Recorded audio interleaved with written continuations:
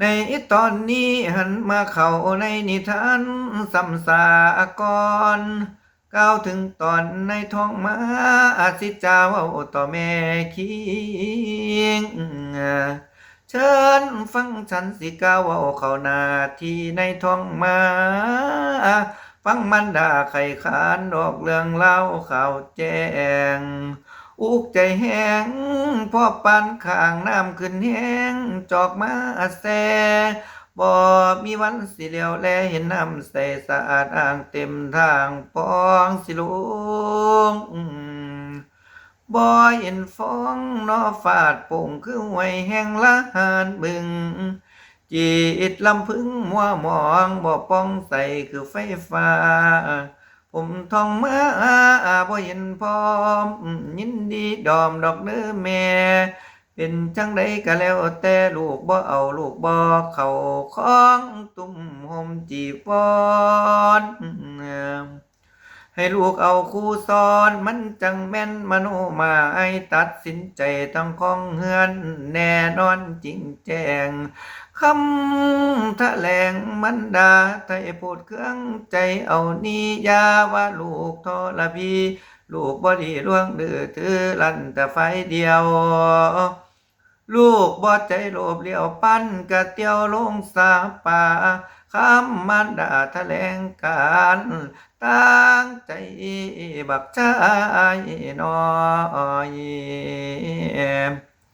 ลูกบ่คอยเห็นพร้อมทั้งสินท่านอารามใหญ่ย่านทำตามพระวินัยของพระสงฆ์เพิ่นบ่กุมกรรมสิต้องสงสนองจังหันเพนเพิ่นก็ต้องสวดท่องตามพิธีวายะถาสัพพิแบบพระสงฆ์องค์ทานภาวนาบ่มีขานดูตำนานทุกเสาคำบำเพ็ญศีลเจริญธรรมอยู่ประจำทุกมือเธอลั่นแต่ไฟดีแม่เอ้ยแม่อย่ามาจู้จี้ลูกปวนพันตามอันแนวสามบ่สมแกงบักตัวแต่งบ่สมคางอันว่าพายสัตว์สร้างบ่สมดงป่าไม่ไล่ถึงสิปล่อยเข้าไปใส่มันคงไปเหยียบซ้ำบ่ยอมยำยอดไปบงจังว่าฝ่าเวนอนจังว่าฝ่าเวนอจังว่าฝ่าห้องปุงแม่อย่าทรงให้ไกลเฮือนให้บวชเลี้ยนลูกขัดใจถ้าแต่งงานลูกเห็นพร้อมลูกบ่ยอมถือศีลแก้วทั้งศีลทานเพิ่นห้ามยาสิขอทนทำนาเพียรขยันบ่ขานมันดาทานในพันตามลูกนี่ทนอยู่คำทำเวียกให้นาสวนทรัพย์สมบัติทั้งมวลจิตแต่งแปลงปกครองไว้